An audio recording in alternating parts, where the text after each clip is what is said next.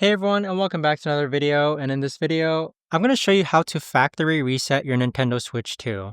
Now this video is going to become particularly useful for individuals. Let's say that you're selling your Nintendo Switch 2 and you want to go ahead and factory reset it so that all your data and login information is removed. How do you actually go ahead and do so? Now this video is going to be short, sweet, and simple, guys. There's not going to be a lot of steps involved.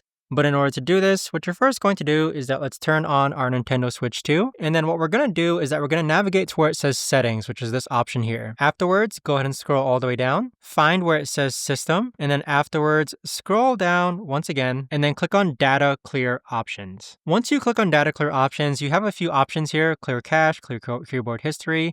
You want to click on restore factory settings. And so keep in mind that this is going to delete all your data in your system memory, basically making it as if your Nintendo Switch 2 was brand new out of the box and you had to restart it up again.